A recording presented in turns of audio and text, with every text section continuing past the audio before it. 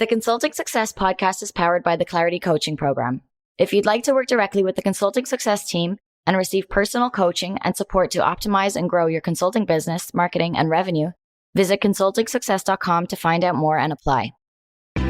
Welcome to the Consulting Success Podcast. I'm your host, Michael Zapersky.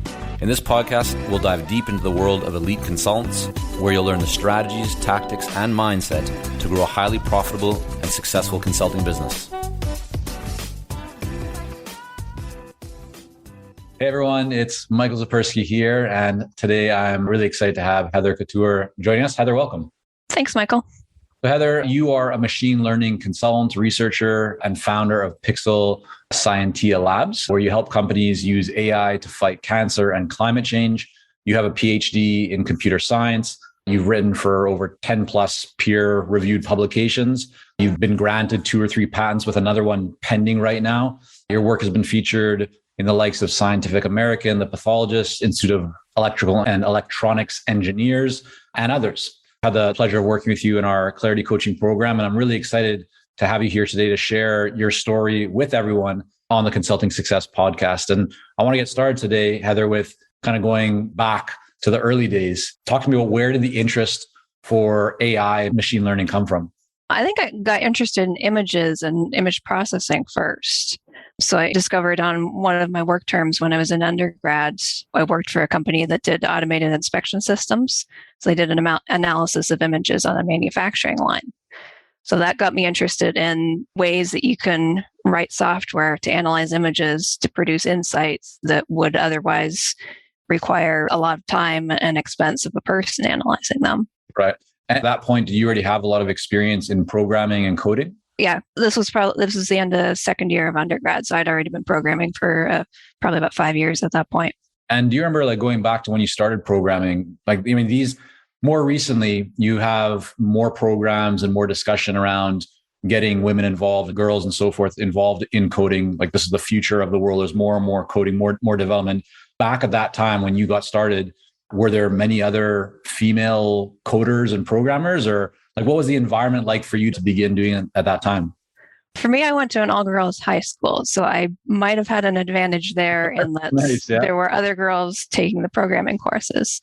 But I also did some summer programs, one of them at the University of Toronto. I was there for 3 weeks over the summer after grade 11. So that would have been a mixture of boys and girls, and probably more boys than girls. Since I finished high school, it's always been the vast majority of men and programs that I've been in. Sometimes 20% girls, sometimes 10% girls. Quite often, especially in grad courses, I was the only female in the class. And how did you deal with that? Was that easy for you? I mean, just kind of going into your mindset at that time, do you have any memories of feeling like an outsider or feeling very different, or were you okay with it? Or I'd love to know how you were dealing with that and thinking about that time. I think I felt different regardless, but not necessarily just because I was female. I just don't always fit in the social crowd anyway. So for me, being in a program with mostly men, some girls, I was happy where I was, and I was happy with the work I was doing. So the social side didn't matter as much at that point.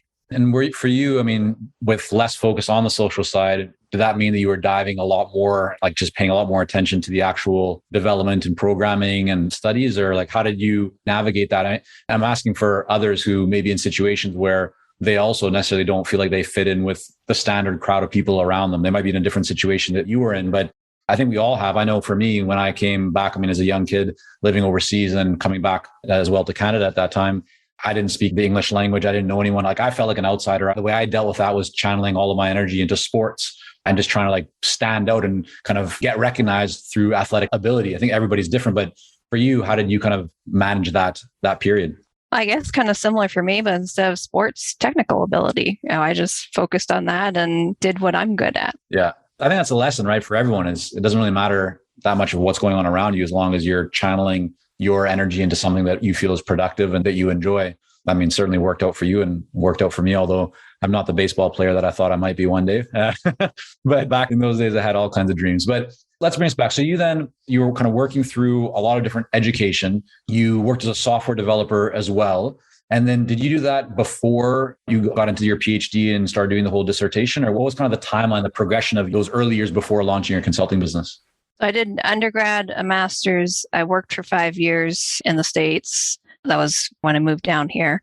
I'm originally Canadian, by the way. So working for 5 years, I, at that point, finally decided I wanted to do more in-depth research. And so I did apply for PhD programming at that point, go back to school for PhD.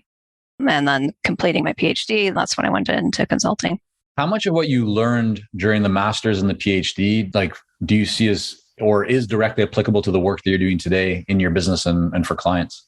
For me, it's very applicable, and this probably isn't true for all fields, but being in a technical field, having that technical experience, being able to read very technical papers, understanding them, being able to apply them. So it's probably the application that's most important in the work that I do now. But being able to very quickly see what literature is out there, understand it, and apply it. And all that is definitely coming from my master's and PhD programs. So, all right. So you did the master's, you worked for 5 years, you did the PhD, then you got the PhD, right? Then decided to launch, so 2012, I think it was, right? You launched your company, if I'm not mistaken, roughly around there. Is that correct? I started my company while I was doing my PhD. So I did a bit of contract work on the side during the early part of my degree. So I had a couple clients on the side then. And then when I finished, I transitioned to doing it full time. And what was your mindset at that time? Like, why did you decide to even start doing projects on the side, like start your own business, as opposed to take that PhD and go and work at Google or some other organization that would value your experience and education and background in machine learning, AI, and so forth? For me, there's a few different reasons. I guess the primary one is flexibility, to be able to raise my family, to deal with household stuff, and have a career, to be able to balance those in the way that I choose to, but also the autonomy to choose what I work on instead of working for a large company who dictates which projects are ongoing and what they want me to work on. I get to choose that. I get to choose which clients I work with and what type of work I do. And so how did you get your first client? When I was contracting during my PhD, my first client was my former employer. When I finished my PhD and had no clients because I'd paused contracting for a few years while dealing with young children, it took a while. I was searching. The first client I picked up, I found because they posted a job for a contractor. So technically it was a contract position that I started with, but that gave me a solid 20 hours a week that I've been working with this client for the last 2 years. And on the side, being able to build up more consulting clients.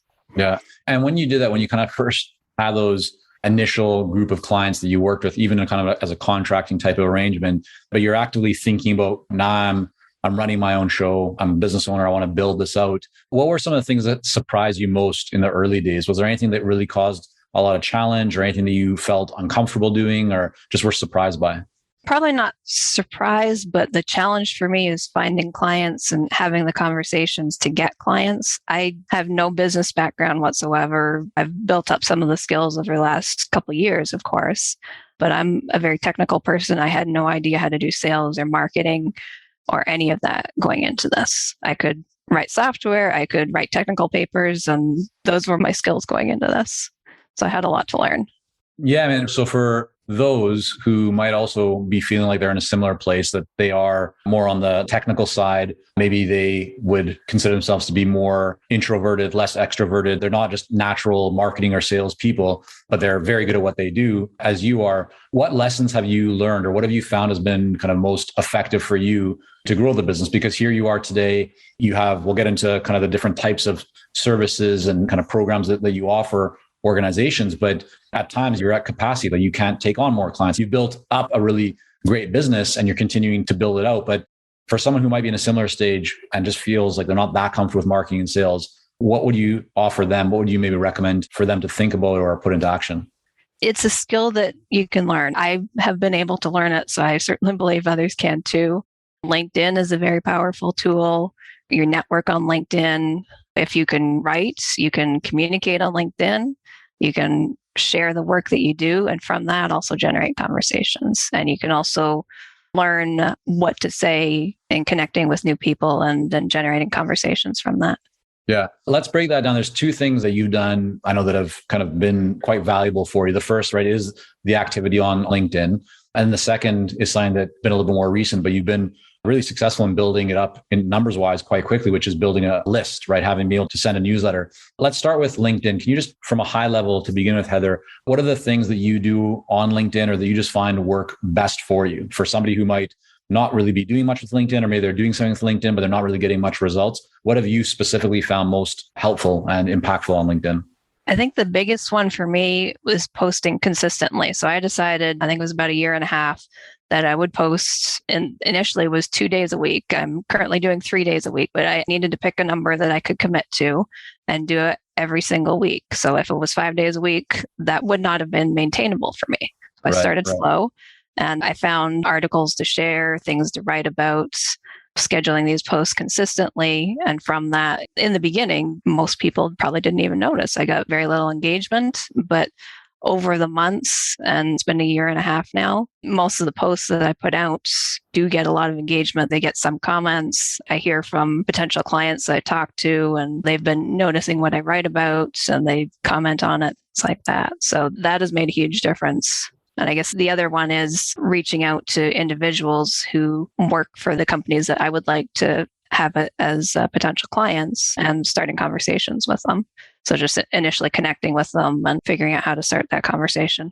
Was that a challenge for you early on? Like, was there anything holding back or any hesitation that you had inside or mindset wise to reach out to people that you didn't know? Like, were you comfortable doing that originally, or was no? You're kind of you're like no, not. How did you get over that? Because there's many others who feel the same way. It's I'm good at what I do. I don't want to bother people. I don't want to interrupt them. I don't want to promote myself. What happened for you? What changed for you that allowed you to feel now more comfortable, or at least to take that action now, whereas before, as you mentioned, kind of you hesitated to do that?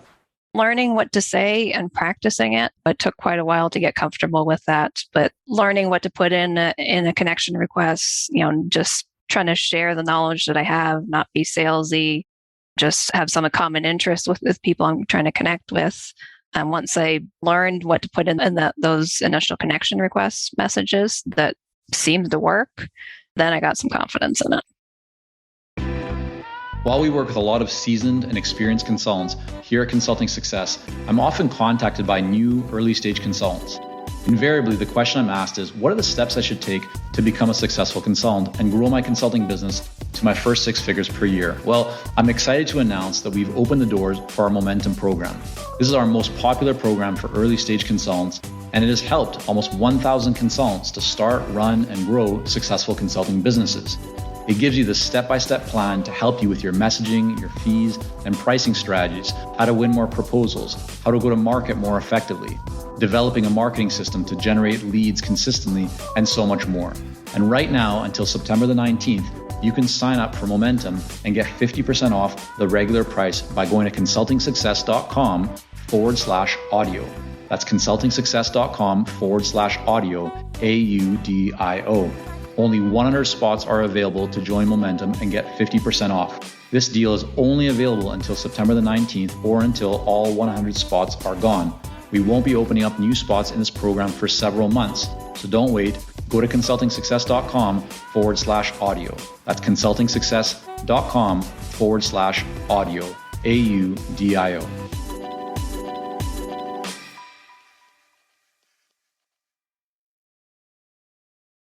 So you mentioned so many powerful things here, right? Initially, you talked about that idea of commitment when you're posting on LinkedIn. Before, maybe it was off and on, right? You weren't consistent with it, but you made that commitment to 2 days a week, 3 days a week, and then you made sure to do that. And then also, testing out different messages, seeing what works for you. When you find something that gives you a positive result, right, then you become more confident because you see that it's working, then you can do more of it. With your journey on LinkedIn, you mentioned, and this is something that a lot of people do experience, like when you started off, you didn't get a lot of engagement with your posts. But I know that because in seeing what you've been doing, it's almost like how this, where there's a bit of a plateau, like not much change, could be a little bit frustrating for anybody. But then all of a sudden things like you reach that tipping point and you start to see a lot more engagement. Do you remember how, not necessarily just how long that took, but my real question is like, why do you stick with it? So many people would be in a situation where they try something, it doesn't get them the result that they want, and then they stop, they give up. But you went through that period where at times it didn't produce the results, but you kept doing it. And not only have you kept doing it, like you've increased the amount that you've been doing it, and now you do get really great results from it. So what lessons do you learn, or what kind of kept your conviction through that period? I knew that others have been successful in being consistent. I knew that that was one of the keys. So I figured it might take a while, but if I'm going to crack this marketing thing, then that's what I have to do. Yeah. Where does that come from? Like that commitment that you have to stick with it. Is that something like, were you always like this from a young age, or is it something that you developed? If it's something that I care about, then yes. If it's something that's not as important, then so be it. But if it's something that I consider important, then yeah, I definitely stick with it. I'm really glad this is coming up because it's such a powerful and important point for everyone. So often, I think, especially when it comes to things like marketing or doing outreach or follow-up, things that aren't necessarily the most comfortable for all people, this is the first thing that typically kind of gets you stop doing, and you find reasons not to do it. But when you know your why, like your reason for doing this, in your case, maybe you trace that back. I mean, might be putting words in your mouth here, Heather, so feel free to correct me. But as you said, like, having more autonomy, spending more time with your kids, raising your family, like being able to create a successful business that allows you to live on your own terms is what keeps the conviction, right? So if you weren't clear on that, you might waver, but knowing what you want and knowing, as you said, you've seen others in the community and so forth that have been able to achieve these results, you stuck with it. Is that accurate, or? That's definitely accurate. In order to work for myself and be able to make a career that works with my family and works with the type of work I want to do, I had to learn the business side of this, the sales and marketing. And I'm still very much learning. Over the last year and a half, gained a lot of knowledge I didn't have before. Yeah, made some really great strides. Let's talk about the newsletter for a moment, or kind of building this list, because I remember, a conversation we had a while back. And at that point, like, you didn't really have any list. You were reaching out to some people, you're posting on LinkedIn, and having a list, just so people understand. I mean, this is the ability to send one email out to multiple people. So this is different from sending one-to-one emails individually, manually, or whether you automate or whatever. But this is a real, like, typical classic newsletter. We put out a Consulting Success. We send one main one every week, and then some other emails throughout the week. But having that list is such an asset because it allows you to communicate with people, to offer things, to talk about things. And so you went from a place of having no list to now having, I don't know, is it how many hundreds of people? I think it's nearing 400 now.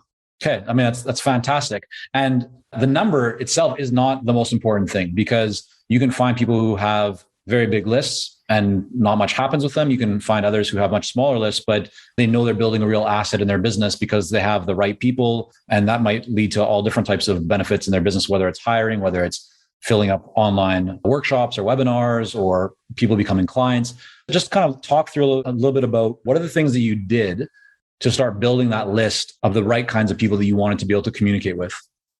Yeah, in the beginning, I had a bunch of emails from potential clients I'd reached out to on LinkedIn, people who are in my network, people who might be interested, but I didn't want to automatically put them on my list. I wanted them to opt in. My first step was just a LinkedIn post saying, this is what I'm doing. I'm starting a newsletter. It's going to be about this.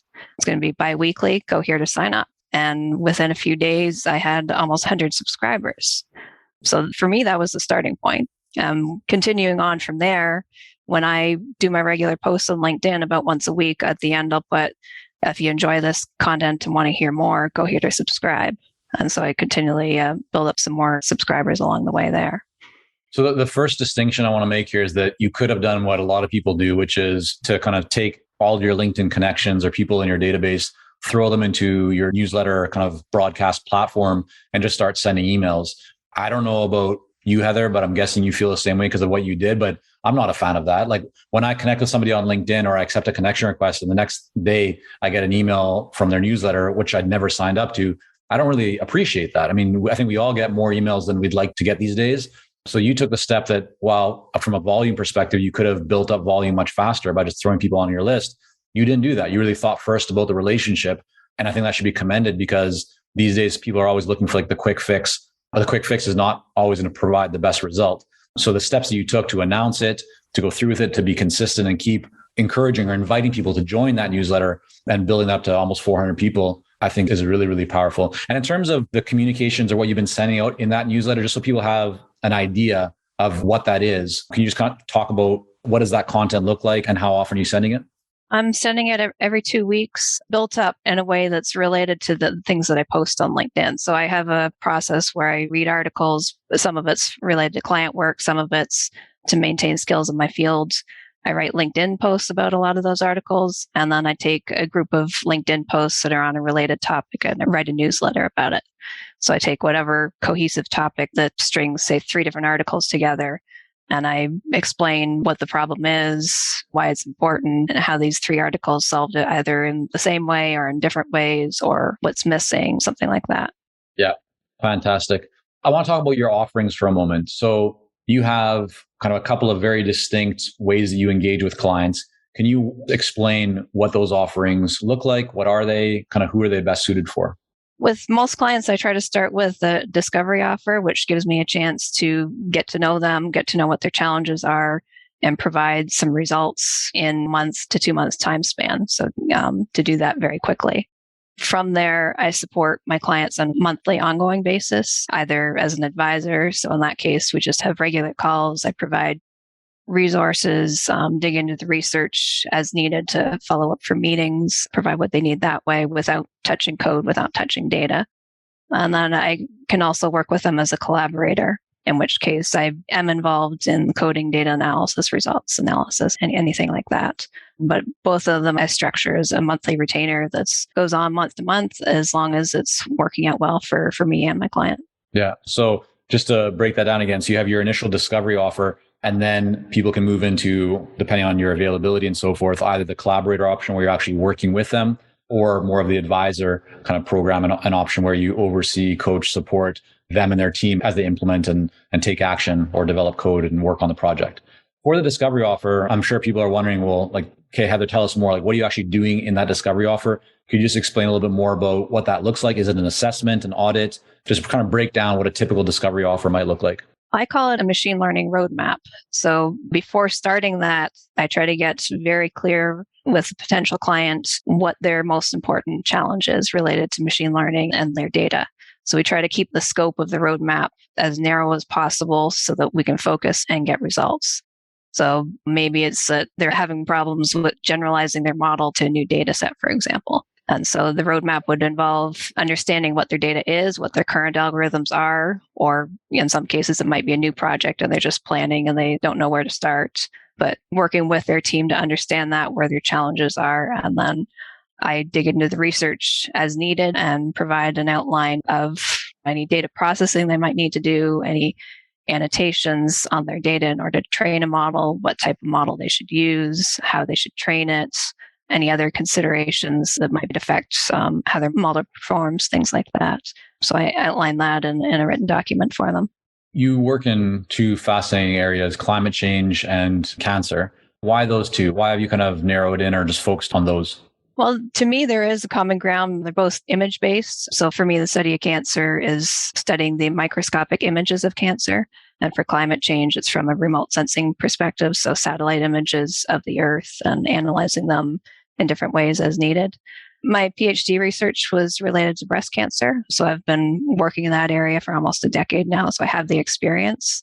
It's definitely cancer more broadly is a challenge in how to diagnose it early enough, how to treat it appropriately.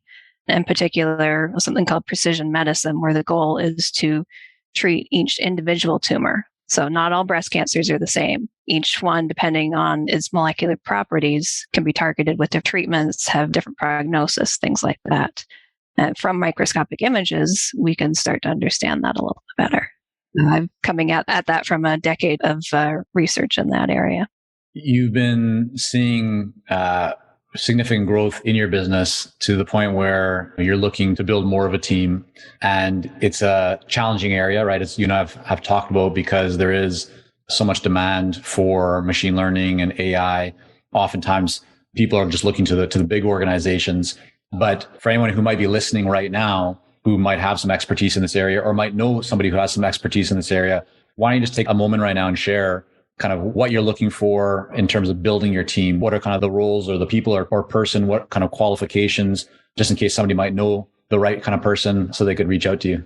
I'm looking for a machine learning researcher with a PhD and a machine learning engineer with a master's. The engineer is probably higher priority at this point.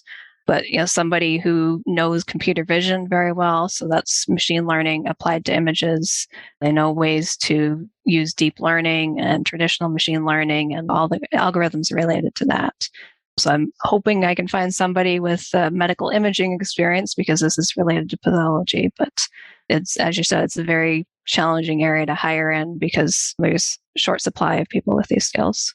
Yeah. So there you have it, everyone. If you or someone you know has that expertise, definitely reach out to Heather. We'll talk about how you can get in touch with Heather in just a moment. But she's the real deal, built up a really great company, doing very exciting work. So if you know anyone or you yourself are interested, I would highly recommend getting in touch. So before we wrap up for today, Heather, a couple of questions, actually 3 questions I want to ask you. The first is, when you think about the success that you've had to date and you look at kind of the habits that you've developed and what you do, maybe something happens every single day that you feel really contributes to the success and the impact that you've been able to create in your business, might be more on the business side, might be more on the personal side. What are 1 or 2 habits that just really stand out for you that you feel like, yeah, this is critical and I really always have to keep doing it? Well, if I guess one on the personal side is I've started running in the morning 5 days a week. That's what I have to do, and gets my exercise in, gets it done before I even start at work. Other habits are not necessarily daily, but they might be more weekly. And scheduling my LinkedIn posts, doing outreach on LinkedIn, writing my newsletter every other week, reading papers consistently so I have things to post about. All that type of stuff is scheduled more on a weekly basis. Awesome. I'm really happy to hear about the running because some people know I'm a daily runner. I need to get that in the morning before the day takes over. And yeah, just kind of get the sweat going a little bit, and allows me to actually, one thing I do, I don't know if you do this, Heather, but I listen to podcasts when I'm running. For me, that's a way to multitask and to get inspired, to get new information, to learn as I'm exercising. So I can kind of accomplish multiple things at once. Next question for you is, over the last 6 months, best book you've read or listened to, could be fiction or nonfiction. Anything stand out? That's a good question because I've been reading a lot of papers and fewer books. I guess one would be Traction. Gino Wickman, EOS. Yeah, great book. So before we wrap up, I want to first of all thank you, Heather, for coming on here today. And this is one of the most important questions, which is people who want to learn more about you, learn more about your company, see examples of your newsletter, just the content that you put out. Where's the best place for them to go? My website, which is pixelscientia.com. So PIXELSCIENTIA.com. Or on LinkedIn, Heather D. Couture. You can find me if you search for that. There we go. We'll have all that linked up in the show notes. Heather, again, thanks so much for coming on today. Thanks for having me, Michael. Thank you for joining us on this episode of the Consulting Success Podcast. For more episodes and to subscribe, rate, and leave a review, head on over to iTunes. And if you'd like to develop consistent lead flow and a highly profitable consulting business, learn more about our coaching programs at consultingsuccess.com.